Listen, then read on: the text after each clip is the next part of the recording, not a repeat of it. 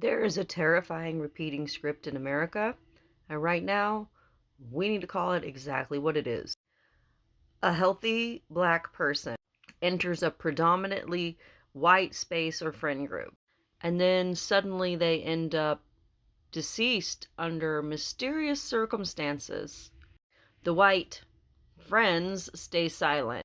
Then they scrub their socials and leave the scene completely. And before the autopsy report is even in, law enforcement rushes to the microphone to call it an accident or label it a self deletion. And somehow people just let them get away with these lazy narratives. But when we look at the timeline, the geography, and start to see an emerging pattern, we have to take a step back. Because if the roles were reversed, and there were a bunch of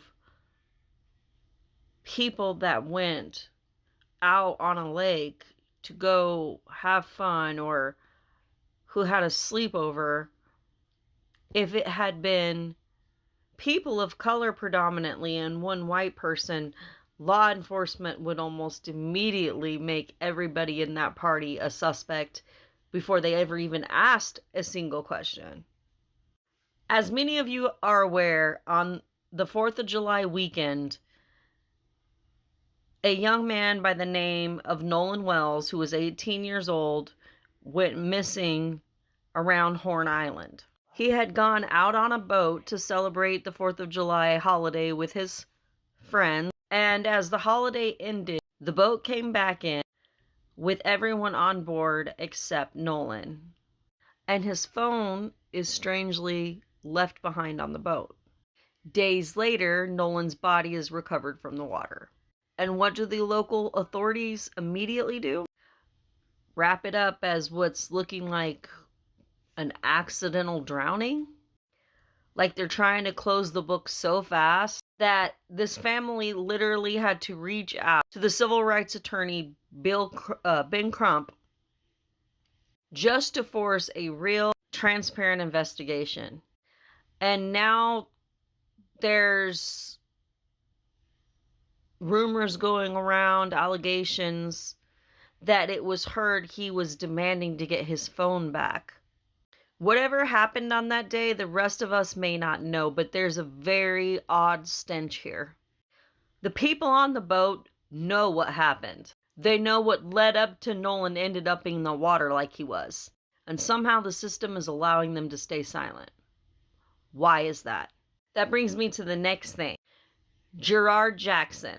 He was a 28-year-old black man that was attending Electric Forest in Michigan. And man, Electric Forest has had some really wild things happen this year. From the baby incident, the neonate found in a toilet, and now what's happened to Gerard. He drove a rental truck to the festival with a group of his friends, and he was the only black man in that group of friends. And then he vanished. While his family is frantic, his friends pack up get in that same vehicle, and drive all the way home without him. Where I come from, we don't leave anybody behind. You go somewhere, you bring everybody back with you. Before you leave, you make sure everyone's accounted for. This is what head counts are for, right? When Gerard's body is finally found, law enforcement immediately slaps the label of self-deletion on it. But Gerard's family is rejecting that narrative. They said that he had zero history of mental illness, that he was very excited about his life, and they are demanding to know what transpired within that group that led up to him going missing, and why his friends left him behind, and why the state was so eager to so quickly dismiss and shut down that investigation. Now, if this story sounds familiar, that's because we've seen this exact blueprint countless times before. We can go back to 2018 with Tamla Horsford, a 40-year-old mother of 5 who went to go stay at an overnight birthday sleepover with a group of white football moms, and the next morning she was found dead in the backyard.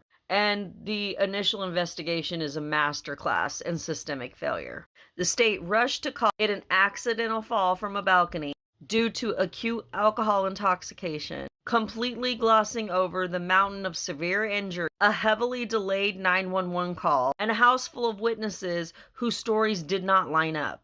It took years of public outrage just to get her case reevaluated, because the system's first instinct is to always shield the space and blame the victim. Nolan Wells, Gerard Jackson, Tamala Horsford. Separate years, separate states, but it's the exact same mechanical response from the justice system. They count on the public having a short attention span, that your memory will just, they count on us accepting the first easy explanation they put on a press release so that everyone can move on. But we're not moving on, and we're not going to be accepting that anymore. When people around a victim go silent, our voices have got to get louder. Say their name, refuse to let these stories be buried, and demand real, independent accountability. Share this out and keep an eye on these cases. Don't let them rewrite the truth here. Say their names.